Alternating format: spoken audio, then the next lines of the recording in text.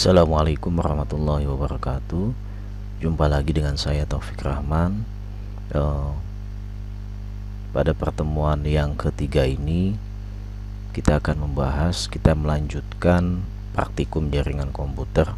Dan pada hari ini kita masih melakukan kuliah dengan menggunakan perkuliahan online ya. Kita belum tatap muka. Oke.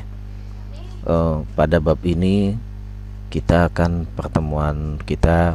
pertemuan hari ini yaitu pertemuan yang ketiga ya. Pertemuan yang ketiga membahas tentang mengkoneksikan router jaringan WAN ya. Subnetting, upgrade OS, membuat akses login router, menentukan service router, melakukan backup konfigurasi router manajemen, dan manajemen waktu, maksudnya konfigurasi router, manajemen waktu NTP ya. Jika dilihat dari RPS-nya, maka pertemuan ketiga ini adalah sub CMPK-nya, kemampuan akhir yang direncanakan mahasiswa itu diharapkan mampu memahami, mengenal perangkat router mikrotik ya.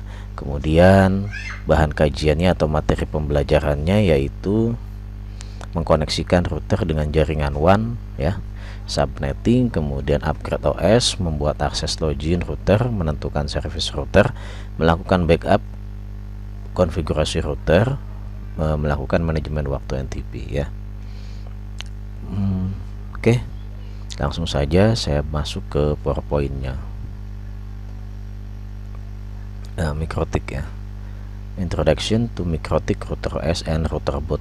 Jadi mikrotik itu routing the boot ya, bukan switch ya.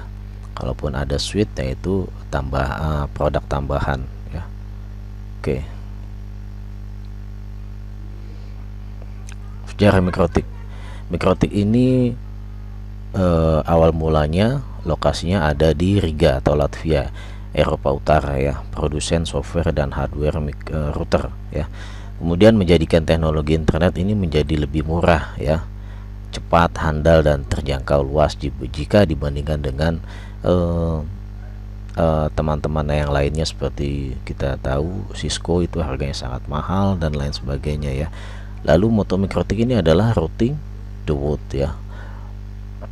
Foundernya didirikan pada tahun 1996 oleh John Trulli dan Arnis Rekstins ya. Oke. Sejarah mikrotik ini lokasinya di Riga, Latvia, Eropa Utara. Kemudian kita masuk tadi udah dibahas ya sejarah mikrotiknya. Lalu jenis mikrotiknya. Jenis mikrotik ini ada mikrotik router OS ya. TM itu artinya trademark ya, merek dagang. Software untuk mengubah PC bisa menjadi sebuah router yang handal ya. Kalau zaman tahun awalnya mikrotik ada itu masih mahal hardware-nya pada saat itu. Jadi kita masih trial and test menggunakan router OS-nya ya. Sebuah router OS diinstal ke dalam PC ya. Kemudian ini berbasisnya Linux, diinstal sebagai sistem operasi. Jadi hanya tunggal ya di dalam router di dalam PC tersebut kita menggunakan sistem operasinya yaitu langsung mikrotik router OS ya. Biasanya diinstal pada PowerPC ya. Ini kecil bentuknya. Kemudian mikrotik router boot ini itu built-in hardware atau bot yang menggunakan router OS sebagai operating sistemnya. Tersedia mulai dari low end hingga high end router ya.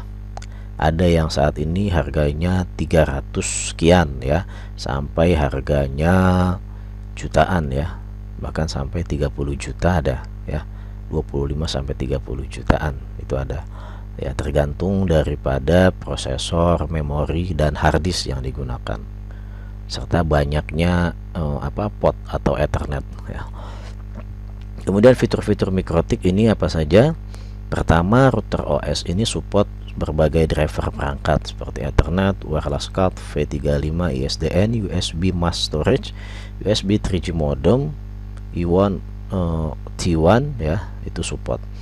Selanjutnya memiliki fitur yang melebihi sebuah router ya. Kalau router biasanya hanya untuk mengenalkan antar network ya, Kalau ini lebih dari fungsi router tersebut, bisa user management, di dalamnya ada DHCP, ada hotspot, ada radius server dan lain sebagainya. Kemudian fungsi routingnya di sini bisa menjalankan RIP, OSPF, BGP, RIP-NG, OSPF versi 3 ya. Lalu ada firewall dan NAT ya, full customize ya, Linux base ya. Artinya network administrator bisa mengcustomize mau seperti apa ya network dalam perusahaannya, itu menggunakan MikroTik, itu mau disetting seperti apa itu bisa sesuai dengan kemampuan daripada network administrator itu sendiri. Yang keempat, bisa menggunakan MikroTik ini bisa menjalankan fungsi QoS, bandwidth limiter ya. Ini juga full customize ya, berbasis Linux juga ya. Tapi tidak lupa dengan tampilan sudah support dengan web fixnya juga. Jadi port 80 bisa digunakan.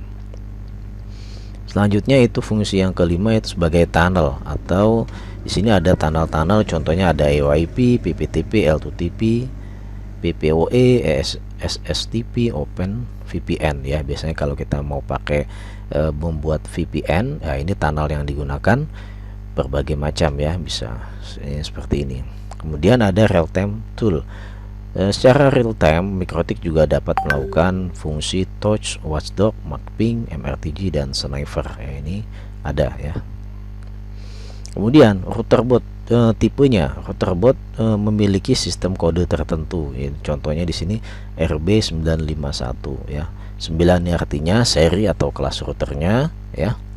Ini 95 ini adalah jumlah port Ethernet dalam router tersebut, itu ada 5. Satu ini slot mini PCI atau wirelessnya ada 1.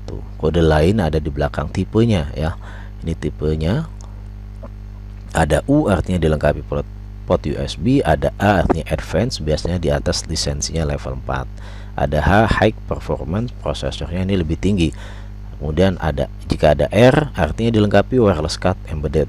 Jika ada G dilengkapi port Ethernet gigabit.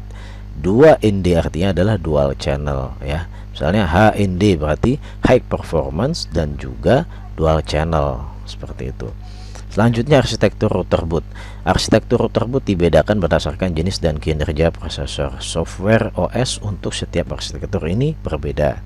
Contohnya di sini ada jenis router OS-nya MIPS-Li. Ini untuk MIPS-Li untuk RB1100 dan RB500. Kemudian untuk MIPS-B untuk RB400. PowerPC atau PPC ini untuk RB300, 600, RB1000. Jadi kalau kita download di mikrotik.com ya, itu harus download berdasarkan atau update berdasarkan tipe hardware yang kita gunakan, atau bisa juga langsung mengupgrade otomatis pada mikrotiknya tersebut. Oke. Router OS X86 ya, ini untuk ini ada tulisannya X86 artinya untuk PC instalasinya ya. Dan MPLS test untuk MPLS, dan routing test ini untuk support daripada routing protokol RIP, OSPF, BGP dan lain sebagainya. Oke. MikroTik versus Cisco, sumbernya ini dari MikroTik wikinya ya. How does this software compare to using a Cisco router ya? Bagaimana jika di compare ya menggunakan router Cisco? You can do almost everything that a proprietary router does at a fraction of the cost of such a router and have flexibility in upgrading, easy of management and maintenance. Artinya jika dibandingkan dengan Cisco router, maka ini lebih memudahkan untuk manajemen dan maintenance ya. Anda dapat melakukan hampir semua yang dilakukan oleh Cisco. Cisco bisa apa? MikroTik bisa ya, dengan hanya memiliki sebagian kecil dari biaya router Cisco dan memiliki fleksibilitas dalam mengupgrade, kemudahan manajemen dan pemeliharaan, seperti itu ya, jika dibandingkan dengan MikroTik dan Cisco.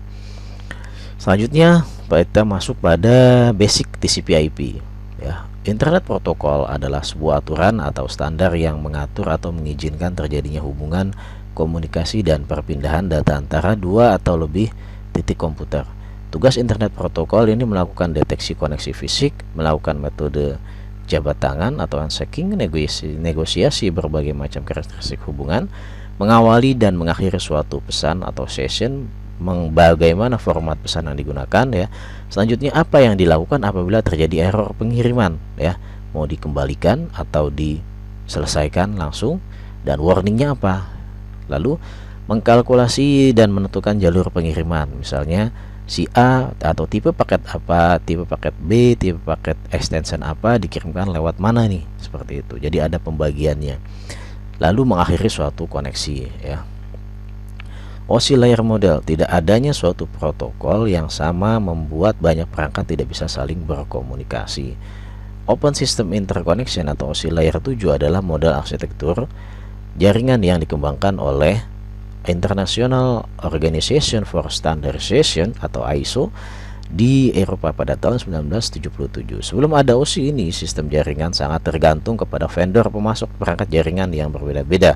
Misalnya jika A, maka jaringannya seperti ini, jika B, maka jaringan seperti ini. Model OSI layer 7 merupakan koneksi logis yang harus terjadi agar terjadi komunikasi data dalam jaringan. Jadi apapun saat ini hardware-nya, maka akan tetap menggunakan OSI layer 7 ya. Nah, coba perhatikan. Di sini ada OSI layer 7. Apabila 7 layer ya, OSI susah dihafalkan, maka layer 1, layer 2 dan layer 3 adalah suatu keharusan. 1, 2, 3. Karena dapat menunjukkan bedanya antara hub dan bridge switch dan router ya. Ketiganya berada di layer yang berbeda sehingga memiliki cara kerja yang berbeda tentunya ya. Oke. Sehingga memiliki cara kerja yang berbeda tentunya ya. Layer 1, 2 dan 3 ini apa saja? Di sini ada tabel ya. Coba kita letak sini dulu dah. Nah, OSI modelnya di sini ada 1, 2, 3, 4, 5, 6, 7. Jadi bacanya dari bawah ke atas ya. Layer 1 ini physical layer ya, dimana electrical, signal dan cabling isinya itu ya. Selanjutnya layer 2 ini data link, MAC layer, ini mentransmisikan paket dari node ke node yang berbasis pada station address. Jadi misalnya dari switch ke switch ya. Jadi dari PC ke switch, nah switch ini ke switch lagi, nanti baru ke router misalnya, itu masih dalam lingkup layer 2, data link MAC layer ya. Kemudian masuk ke layer 3, network layer. Router data to different LAN and WANs based on the network address. Jadi perpindahan daripada data pada router dan berbeda LAN dan WAN yang berbasis masih pada network address ya. Lalu yang keempat, ini ada transport layer, ensure delivery of entire file or message ya. Pada di sini adalah mulai mendeliverikan ya file atau pesan yang masuk ya. Ini deliverynya kemana. Ini transport layer. Kemudian pada session yang pada layer session atau layer kelima, ini mulai ya start stop session maintenance order ya. Kapan mulainya session itu dibuka, kapan session itu berakhir ya. Ini pada layer session layer kelima. Lalu yang keenam, ini presentation layer. Ini isinya adalah mengenkripsi data conversion ASCII to ABCDIC, BCD to binary ya. Jadi kalau kita mengirimkan kalimat kita via WA atau pesan via WA, itu yang tampil memang bentuknya adalah kode ASCII ya. Ya ASCII. Kemudian ketika di transfer itu diubah dulu ke dalam biner ya, ke dalam biner ya, baru dikirimkan lagi. Ketika akan sampai maka dirubah lagi ya, seperti itu. Itu layer terjadi pada layer 6 ya, layer presentation. Kemudian layer 7, application layer. Tipe of communication-nya adalah email, file transfer, client server ya. Dan ini sudah berbasis aplikasi yang kita bisa lihat atau kita gunakan saat ini ya. Oke, kita fokus ke layer 1, 2 dan 3, di mana layer 1 di sini namanya physical, layer 2 data link, layer 3 network ya. Layer 1 ini adalah hub ya. fisikalnya. Layer 2 ini switch, layer 3 ini router ya. Dimana pada layer 1 itu data unitnya namanya bit ya. Layer 2 data unitnya namanya frame, layer 3 data bitnya sama dengan paket ya. Kemudian addressingnya seperti apa? Pada layer 1 menggunakan biner ya. 01 contoh ini 011001110 ya, dan lain sebagainya. Lalu masuk ke layer 2, maka yang dibaca adalah MAC address. Ingat, setiap network, setiap LAN card, setiap network interface card itu memiliki MAC address yang berbeda. Dan pastinya pada layer 3 pun harus memiliki IP address yang berbeda pula. Jika memiliki MAC address dan IP address yang sama, maka akan terjadi konflik ya. Kemudian untuk kita masih fokus pada layer 1, 2, dan 3. Pada hub ini connectivity-nya adalah antar network yang sama ya. Pada switch masih antar network yang sama, pada router ini antar network yang berbeda ya. Lalu untuk data transfernya pada layer 1 ini broadcast ke semua port ya. Layer 2 pada switch ini berdasarkan MAC address yang dituju. Layer 3 pada router ini destination IP address ya. Lalu memorinya pada hub atau layer 1 ini tidak memiliki memori. Kemudian pada switch memiliki MAC address table ya, ada MAC address tablenya. Nah, yang ketiga router layer 3 ini memiliki routing table ya, routing ya, karena menghubungkan antar network seperti itu. Oke. Nah, ini OSI layer 7 koneksi antar host ya. Koneksi antar host. Nah, layer 1 ketemu layer 1, 2 ketemu layer 2, dan seterusnya sampai ke 7. Layer 1 mengirimkan data melalui media transmisi, layer 2 menambahkan MAC address pada paket, layer 3 menambahkan alamat jaringan pada paket, layer 4 mengatur flow control, acknowledgement, dan mengirimkan ulang data jika diperlukan. Layer 5 session ini membentuk koneksi kemudian memutuskan ketika seluruh data telah terkirim. Layer 6 ini presentation layer memformat data sehingga dapat dikenali di penerima. Layer 7 menunjang aplikasi untuk berkomunikasi melalui jaringan. MAC address ini media access control address, adalah alamat jaringan pada lapisan data link ya, atau layer 2 dalam OSI 7 layer model ya. Dalam sebuah komputer, MAC address ditetapkan ke sebuah kartu jaringan network interface card atau NIC ya. MAC address merupakan alamat yang unik yang memiliki panjang 48 bit ya. MAC address terdiri atas 12 digit bilangan heksadesimal 0 sampai dengan F ya.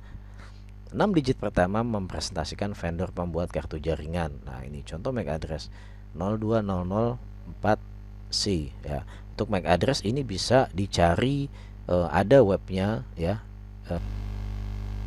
MAC address ini kepanjangan daripada media access control address, adalah alamat jaringan pada lapisan data link layer 2 dalam OSI layer 7 layer model. Dalam sebuah komputer, MAC address ditetapkan ke sebuah kartu jaringan network interface card ya, atau NIC. MAC address ini merupakan alamat yang unik yang memiliki panjang 48 bit ya. MAC address terdiri dari 12 digit bilangan heksadesimal 0 sampai dengan F. 6 digit pertama merepresentasikan vendor pembuat kartu jaringan. Contohnya MAC address di bawah ini 02004C. Nah, ini 3 digit atau 6 digit pertama ini vendor pembuat jaringannya ya. Seperti itu. Kemudian masuk ke IP address. IP adalah Internet Protocol ya, kepanjangannya IP. Terdapat dalam network address layer 3 dalam OSI ya. IP address digunakan untuk pengalamatan suatu PC atau host secara logik. Terdapat dua jenis IP address versi 4, pengalamatan 32 bit, jumlah maksimal hostnya adalah 4.294.967.296 ya. IP versi 6 nya pengalamatannya 128 bit, jumlah maksimal host wow ya, banyak ya, lebih dari tetra ya. Oke.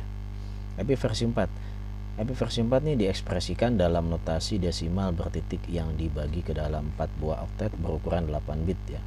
Karena setiap oktet berukuran 8 bit, maka nilainya berkisar dari mulai 0 hingga 255 ya. 2 pangkat 0 sampai dengan 2 pangkat 7. Aturan pengalamatan IP versi 4-nya misalnya IP versi 4 192.148.411. Nah, maka ini minggu kemarin udah saya jelaskan ya di video pertemuan kedua tentang IP address. Ini saya ngulang aja jadi cepat aja. 192 ini diambil dari sini ya. Karena ini 192 maka binarnya maka yang digunakan untuk mengambil 192 itu 128 ya 192 ini yang dipakai saat ya, 2 pangkat 7 atau 128 ya. Ini kemudian ini 148 ya. Ini 148, kemudian ini 41-nya, kemudian ini 1 ya, seperti itu.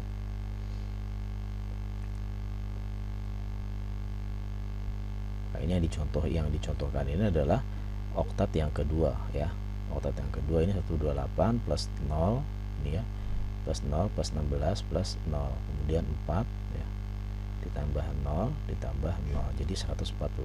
Tapi kalau secara keseluruhan ini 192 itu ya, bernilai satunya ini ada 2 dalam oktet pertama ya, oktet kedua, ketiga, dan keempat. Oke. Subnetting alamat IP alamat IP didesain untuk digunakan secara berkelompok atau subjaringan atau subnet. Subnetting adalah cara untuk memisahkan dan mendistribusikan beberapa alamat IP. Host perangkat yang terletak pada subnet yang sama dapat berkomunikasi satu sama lain secara langsung tanpa melibatkan routing ya. Subnetting ini apabila jaringan yang dianalogikan sebuah jalan, apabila sepanjang jalan cuma ada 8 rumah. Ini contoh ya. Minggu lalu juga sudah dijelaskan ini subnetting. Ketua RT mengumumkan sesuatu dari rumah ke rumah lewat jalan tersebut ya. Ya ini 1 2 3 4 ya 5 6 7 8 ke rumah RT. Apabila sepanjang jalan sudah penuh rumah butuh ada gang. Gang butuh, ada ketua RT setiap gang yang meminimalis transportasi saat pengumuman dan mengatur urusan RT-nya sendiri ya. Jadi dibuatlah gang-gang itu. Notasi subnet. Subnet ditulis dalam format 32 bit ya, seperti IP atau dalam bentuk desimal prefix length-nya ya. Nah, sebuah contoh ya, ini ada contohnya. Ini subnetnya. Ini kalau dalam biner dalam bentuk desimal ini prefix length-nya 8 16 24. Ini default prefix length atau subnet mask kelas A, B, dan C ya. Kemarin pada pertemuan yang kedua sudah saya jelaskan. Network ID dan broadcast. Dalam kelompok IP address ada 2 IP yang sifatnya khusus. Network ID identitas suatu kelompok IP subnet. Broadcast ini alamat IP yang digunakan untuk memanggil semua IP dalam satu kelompok. Ya ini diperhatikan nanti bisa jadi UTS keluar. Apa itu network ID, apa itu broadcast, apa itu host ID ya. Untuk menentukan network ID dan broadcast dari sebuah alamat IP dengan subnet mask tertentu dapat dilakukan dengan operasi logika AND ya, seperti ini. Oke. Perhitungan IP subnet ya, ini prefixnya secara default. Nah, kemarin pada pertemuan kedua sudah disimpulkan bahwa semakin kecil prefixnya maka jumlah hostnya akan semakin besar ya. Dan semakin besar prefixnya maka jumlah hostnya semakin kecil. Bawah 1 jumlah IP-nya kan. Oke. Perhitungan subnet.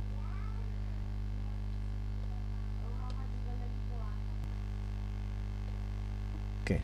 Perhitungan subnet. Rumus menghitung jumlah IP address dalam subnet mask 2 pangkat 32 min n, di mana n adalah prefix subnet ya. Contoh di sini ada IP kelas C 20/20/20/20/30. Artinya jika kita menggunakan rumus di atas 2 pangkat 32 min n, ini 32 dikurangi 30 sama 2 pangkat 2 ya. N nya adalah jumlah prefix subnet ya. prefix subnetnya 30 ya, 30 N 30. Jadi 242 sama dengan 4. Range IP dicari berdasarkan kelipatan jumlah IP-nya. Kelipatnya adalah 4 ya. Jadi 20 sampai ya kelipatannya ya. Ya ini 0 ya, ini kan 0 kemudian sampai 3 4 sampai 7 ya. Kelipatannya 4 0 1 2 3 4 5 6 7 seperti itu. IP address pada soal 20 ada pada range 20 sampai dengan 20 ya. Itu untuk menghitung jumlah IP address dalam subnet mask. Mengakses mikrotik router OS. Untuk mengakses mikrotik router OS ada berbagai cara. Yang pertama menggunakan akses via keyboard ya, langsung koneksi ke PC, bisa text base, kemudian serial konsol, konektornya menggunakan kabel serial ya, akses via Telnet dan SSH. Ini koneksinya layer 3 ya. Layer 3 artinya berarti melalui router ya. Winbox menggunakan OS Windows ya. Text base yes, GUI yes. Layer 3 ini juga net IP. IP yang ditembak itu untuk Telnet, routernya berapa harus diketahui. Kemudian FTP, layer koneksinya menggunakan layer 3, text base-nya yes, bisa diakses text base ya. Kemudian net IP ya pasti ya. API, socket programming, net IP juga. Web HTTP layer 3, GUI-nya yes, net IP yes. MAC Telnet, ini layer 2 ya. Text base yes, karena bisa dilihat telnetnya ya. Yang pertama via Winbox. Cara paling mudah dalam mengakses dan mengkonfigurasikan mikrotik adalah menggunakan Winbox. Winbox dapat didapatkan dari web mikrotik.com ya, via HTTP, web IP, domain, router mikrotik, kopi dari media penyimpanan juga bisa ya. Default setting routerbot. Routerbot baru atau setelah direset ya, direset default, memiliki default konfigurasi IP address 1, misalnya 192.168.88.1. Ini secara default ya. Username-nya secara default admin, passwordnya nggak ada, kosong gitu aja, password no password ya, seperti itu. Untuk meremote laptop PC dihubungkan dengan Ether 1 dan di set IP-nya 192.168.88 sekian ya. Slash-nya 24 subnet mask-nya ya. Ini harus untuk pertama kali mengaksesnya harus dalam satu network dengan mikrotiknya. Secara defaultnya adalah 881, maka di laptop misalnya 882 sampai 254 seperti itu. Lab connect router ya. Nah ini kalau kita dalam masa tatap muka, nanti uji cobanya adalah langsung ke routernya ya. Pertama yang harus dilakukan adalah ubah IP komputer Anda menjadi IP default daripada routernya 192.168.88.x misalnya berapa. Netmasknya 255.255.250. Ping ke router boot 192.168.88.1. ini harus reply ya, harus ada jawaban. Kalau RTO berarti tidak mau dipanggil ya. Buka URL router boot 192.168.88.1, download Winbox dari halaman tersebut ya. Bisa ini secara web ya. Lalu web Winbox loginnya seperti ini. Winbox digunakan untuk mengkonfigurasi mikrotik router secara mudah. Bisa menggunakan network discovery, klik refresh nanti terdetek di sini ya yang sudah terkoneksi dengan kita ya. Oke. Tampilan mikrotik pada Winbox. Ini mikrotik yang saya gunakan ini Taufik at 192.168.1.1 mikrotik ya. Nah ini untuk undo dan redo-nya. Kemudian ini adalah IP MAC address, versi dan tipe RB-nya ya. Ini deretan atas maksudnya ya. Punya saya ini RB951UI 2HND menggunakan router OS-nya MIPS-B ya. Kemudian ini ada traffic load-nya ya, ini ada menu-menunya yang bisa kita setting ya. Ini area kerjanya. Jadi kalau kita klik misalnya IP address nanti munculnya di sini ya. Seperti itu. Webfix sejak versi 5.0 ya. Di sini interface via web diperkenalkan dengan fungsi-fungsi yang sama dengan Winbox. Coba akses WebVic Mikrotik router Anda dengan browser ya. Saya akses, tampilannya seperti ini. Ini gambar foto saya ya. Ini IP-nya tadi sama 191 ya. Nah, seperti ini ada dua yang sudah setting, satu ke modem, satu ke access point, dan sini ada trafficnya yang sedang berjalan ya. Konfigurasi via terminal dalam kondisi tertentu, remote dan konfigurasi via GUI tidak memungkinkan dikarenakan hal-hal seperti keterbatasan bandwidth, kebutuhan untuk running script. Remote via X console misalnya, remote dan konfigurasi terminal bisa dilakukan dengan cara telnet, SSH, serial console. Kalau telnet via IP portnya adalah 23. Lah ini diingat-ingat ya. Telnet menggunakan port 23, non secure connection ya. Kalau SSH IP-nya berapa? Portnya 22, lebih secure daripada telnet. Serial console menggunakan kabel serial seperti itu. Lab telnet dan SSH. Coba kita melakukan atau mengakses Mikrotik kita dengan menggunakan telnet, menggunakan putih ya softwarenya ya, menggunakan MS-DOS Prom Telnet atau program SSL Telnet client lainnya seperti putih, WinSCP untuk remote Mikrotik. Nah, ini saya mengakses Mikrotik secara default menggunakan port 22 SSH ya. Serial console digunakan apabila kita lupa atau salah telah mendisable semua interface pada Mikrotik ya. Misalnya Mikrotik kita sudah dihack sama orang, disable semua LAN card-nya. Nah, kita masih bisa menggunakan serial console. Dibutuhkan juga saat kita menggunakan net install ya. Remote via serial console membutuhkan kabel DB9 ya atau konverter USB ke DB9 menggunakan program hyperterminal. Baud rate-nya settingannya ya 115200, data bitsnya 8, parity-nya non, stop bitnya 1, dan flow control-nya non. Versi dan lisensi Mikrotik ya. Fitur-fitur router OS ditentukan oleh level lisensi yang melekat pada perangkat. Level dari lisensi juga menentukan batasan upgrade paket. Lisensi melekat pada storage atau media penyimpanan. Nah, jadi semisal kita beli Mikrotik, ya nempel pada Mikrotik itu ya, tidak bisa dipindahkan ya. Bila media penyimpanan diformat dengan non Mikrotik, maka lisensi akan hilang ya. Nah, ini contohnya lisensi level Mikrotik dan harganya juga beda ya. Ini ada trial mode, ada free demo, ada WISP CPA, WISP 5. Nah, ini ada yang level 6 ya. Itu ini level 6 ya unlimited semua ya. Rata-rata harganya ya masih di bawah Cisco, masih murah. Lisensi dan batasan upgrade versi. Lisensi menentukan versi berapa dari Mikrotik OS yang dapat diinstal atau di-upgrade dari suatu hardware. Lisensi 1 dan 2 mengizinkan upgrade 1 versi, lisensi 5 dan 6 mengizinkan upgrade sampai 2 versi ya. Seperti itu. Software ini adalah software ID, unik hardware ID untuk saat membeli lisensi. Ini adalah level. RouterOS ini diinstal pada level 4, versi 5 dan 7 sehingga dapat di-upgrade sampai dengan versi 7 ya.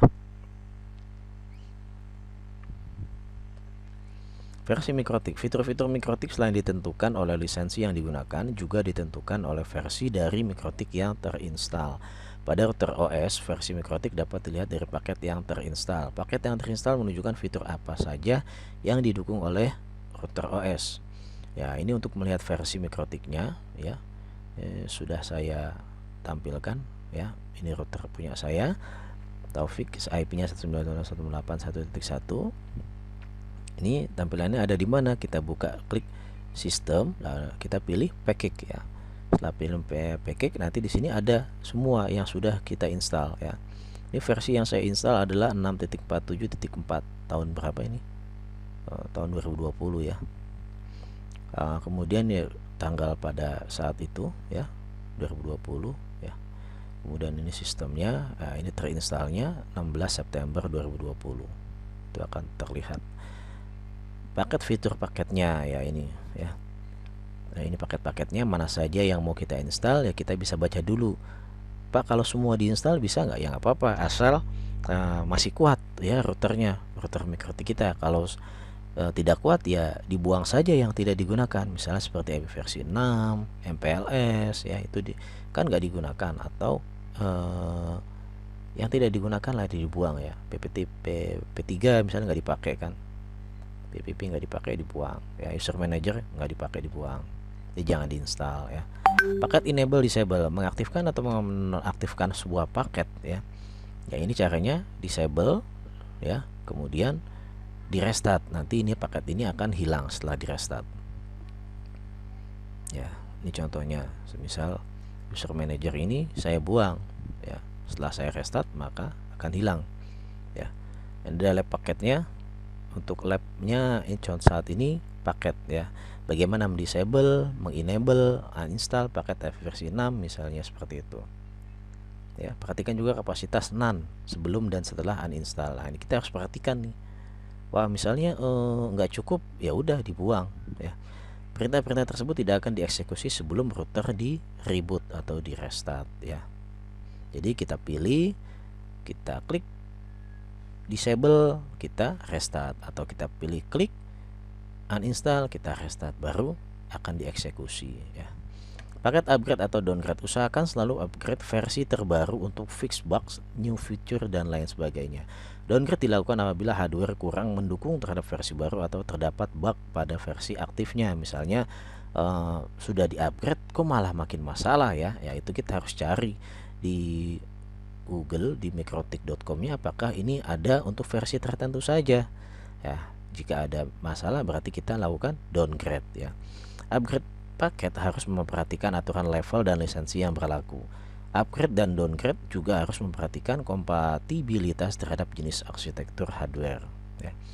Router identity, penamaan pada router untuk membedakan router mikrotik dengan yang satu dengan yang lainnya ya. Pada saat network menjadi kompleks, misalnya membutuhkan lebih daripada satu user atau koneksi dari router dan router itu diperlukan, maka router identitas ini sangat diperlukan. Ya, settingnya adalah daripada menu sistem identity. Router identity akan terlihat pada Winbox status bar, terminal console prom, netboard discover, halaman webfig. Ya, ini nanti di soal keluar nih. Router identity terlihat pada bla bla, A B C D. Yang E salah atau satu benar, 3 salah. Itu ya. User login management, akses ke router ditentukan oleh menu user. Manajemen user dilakukan dengan grup. Grup ini profil pengelompokan user, menentukan privilege yang bisa diperoleh suatu user. User ini login terdiri dari username dan password dari suatu user. Sesi user yang sedang melakukan koneksi ke router dapat dilihat pada menu sistem user active user ya. Ya, seperti ini. User login management group. Grup merupakan pengelompokan privilege atau hak akses yang akan diberikan kepada user. Misalnya user A, privilege-nya apa saja ya. Kita buat grup dulu. Full ini semuanya di checklist ya. Kemudian read ini yang tidak di checklist adalah write dan policy dan FTP. Ini bisa kita tambahin juga ya. Kemudian misalnya write, ya write ini semua checklist kecuali FTP dan policy ya. Kalau kita mau tambahin unchecklist, misalnya dia nggak bisa mengubah password ya, bisa di unchecklist ya. Jadi walaupun privilege-nya write, kita untuk men-unchecklist yang ada di sini masih bisa ya, customize sendiri ya, customize full. User login management access ya, ini contohnya. Masing-masing user dapat dibatasi hak aksesnya berdasarkan grup. Misalnya di sini ada A hanya boleh login pada IP A atau hanya boleh dari network A. Misalnya ini ada user NOC 1, 2, 3 ya.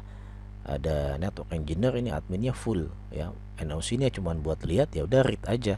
Kemudian supervisor NOC juga hanya bisa mengakses dari IP yang ditentukan. Nah, ini ditulis. Kalau bisa dari mana saja, ini ditutup ya. Diklik ke atas seperti itu. User login management service ya, membatasi service yang menjalankan remote login yang bisa diakses oleh user dan dari IP tertentu. Setting konfigurasinya ada di menu IP service ya. Jadi service mana saja yang mau kita tutup atau yang kita buka ya, seperti ini ya.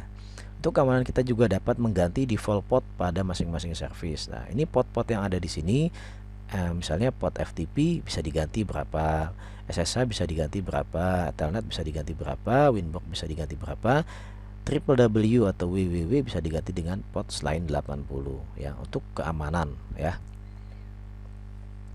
Lab user login management, gantilah identitas router menjadi nomor kalian, nomor absen berapa, seperti itu. Ini jika sudah tatap muka ya.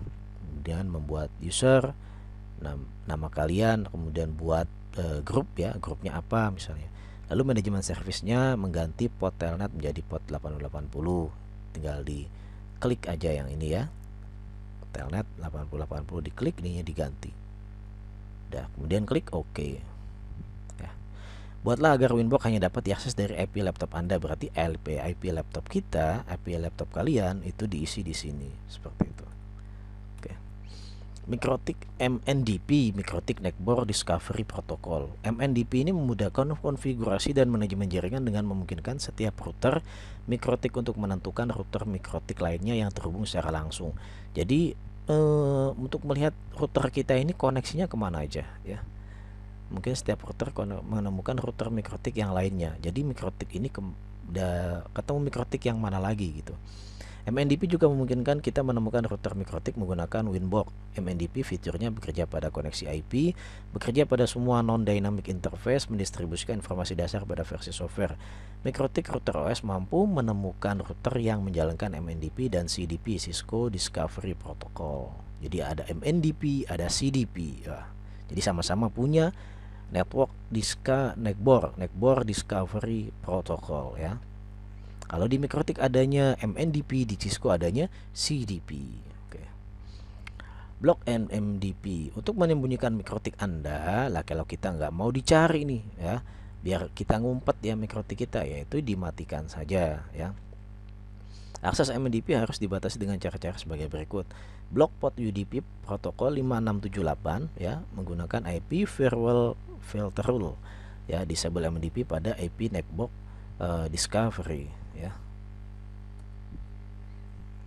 Ya, ini kita blok portnya, protokolnya UDP ya, kemudian disable MNDP pada IP netbox discovery, itu di disable, jangan di enable ya. Backup dan restore. Konfigurasi dalam router dapat di backup dan disimpan untuk digunakan di kemudian hari. Ada dua jenis backup, ada binary file .backup, ini extensionnya tidak dapat dibaca text editor seperti Notepad, Wordpad, nggak bisa. Backup ini secara keseluruhan konfigurasi router. Create return point, dapat kembali seperti semula ya jika ada suatu masalah. Bisa juga dilempar ke Mikrotik dengan jenis yang sama. Kalau jenisnya berbeda maka perlu dikonfigurasi atau bahkan error ya jika tidak sama. Script file atau .rsc ya, berupa script, dapat dibaca dengan text editor ya, dapat membackup sebagian atau keseluruhan konfigurasi router, tidak mengembalikan ke konfigurasi seperti semula, melainkan menambahkan script tertentu pada konfigurasi utama ya. Binary backup dan restore ya, seperti ini ya.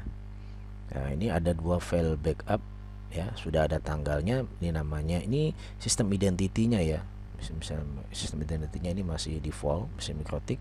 Kemudian ada tanggal, bulan, tahun, jam, menit ya. Nah, ini bisa langsung disimpan, di drag ya, drag dan drop, atau FTP juga bisa ya. Jika ingin merestore ya klik ininya, klik file name-nya, lalu klik restore. Binary backup dan restore dapat dilakukan menggunakan terminal. Backup via terminal kelebihannya adalah dapat memberi nama file backup sesuai dengan keinginan kita. Misalnya seperti ini. Sistem backup save name backup tanggal, bulan, tahun, seperti itu. Simpan set. Nah. Script backup dan restore. Ini pilih perintahnya adalah export. Export file backup all config ya. Nah, ntar disimpan semua. Ya, kalau mau nyimpannya export ini melempar ya. Kita sudah ada backup di sini, kemudian untuk mengekstraknya menggunakan export ya. Kemudian IP address export file backup IP config. Ini untuk menyimpan ya, untuk backup ya, bukan untuk mengimport. Kalau untuk dari luar ke dalam kan import ya, import file backup, nanti semua yang di dalam berubah. Oke. Koneksi internet. Nah, ini kita ada tes. Ini adalah simulasi jaringan dasar untuk koneksi internet ya. Jadi kalau kita mau koneksi internet, di sini ada internet, kemudian ada modemnya ya. Lalu koneksikan ke MikroTik ya. IP MikroTiknya seperti ini. Setting koneksi internet menggunakan MikroTik sebagai network address translation ya. Ya, ini konfigurasinya contohnya ya. Nah, ini juga pesertanya berapa ya. Ini adalah IP defaultnya. Nah, setting pada Ether 1 ini yang koneksi ke modem ya. Ini konfigurasi LAN. Nah, ini kalau menggunakan mau dipanggil ya IP-nya ini, IP MikroTiknya ya. Nah, setting WLAN pada MikroTik sebagai station ya. WLAN-nya diaktifkan. Nah, ini cek autentikasinya, optionnya adalah TKIP. Kalau ini untuk konfigurasi WAN ya, untuk akses ke wirelessnya ya, pakai password WLAN-nya ini sama, setting WLAN-nya station ya, bandnya 2G BGN. Nah, ini contohnya SSID-nya adalah IDN ya. Ya, kemudian kita scan nih, dapat. Nah, kita dapat, klik connect ya. Pilih apa yang ingin dikoneksikan dan klik tombol connect ya. Setelah connect ya, dia akan dapat nih statusnya R. Apa yang terkoneksi terdaftar di registration. Nah, ini punya atasnya gitu ya. Up-nya gitu, upstreamnya. Konfigurasi WAN-nya di sini kita buat DHCP client ya, DHCP client. Dari interface-nya adalah WLAN. Jadi WLAN 1 menerima DHCP dari modem ya, dari modem. Ini kita checklist add default route untuk menjadikan default route-nya. Jadi koneksinya melalui nanti internetnya didapat dari WLAN ya. Nah, lalu didapat ya. Ya, ini sudah dapat IP-nya 192.168.88.2.251. Oke, ini sudah dapat. Status bound menandakan IP WLAN 1 sudah mendapatkan IP address dari access point. Oke. IP DNS server. Setting DNS misalnya kita di sini pakainya DNS Google ya. Diisi checklist. Oke ya. NTP client, fase sinkronisasi NTP client start. Ini artinya start service NTP, reach terkoneksi dengan NTP server, sinkronisasi waktu dengan NTP server. Timeset menggunakan waktu atau tanggal lokal sesuai waktu NTP server ya. NTP network time protocol. Kebanyakan RB MikroTik tidak memiliki baterai ya. Jadi kalau mati ya udah, mati aja, jadi ngulang gitu ya. Oleh karena itu diperlukan NTP ya. NTP bisa diarahkan ke public NTP server seperti asia.pol.ntp.org atau id.pol.ntp.org. Yang dimasukkan ininya nanti akan ditranslate menjadi IP public sendiri ya. Nah, ini statusnya adalah timeset, artinya menandakan sudah terjadi sinkronisasi waktu. Oke. Nah, ini kalau kita sudah tatap muka, kita coba seperti ini, dari laptop ke MikroTik ke NTP ID poolnya ya, seperti itu. Sudah? Itu saja penjelasan tentang MikroTik pada pertemuan Introduction to MikroTik. Mudah-mudahan apa yang saya sampaikan ini bermanfaat. Jika ada pertanyaan dapat disampaikan melalui web elearning.bsi.ac.id ya, atau MyBase, atau melalui WhatsApp group. Sekian dari saya. Oh ya, nanti akan ada video observasinya ya. Saya sudah mempraktekkan, nanti tinggal dilihat. Dari saya sekian. Assalamualaikum warahmatullahi wabarakatuh.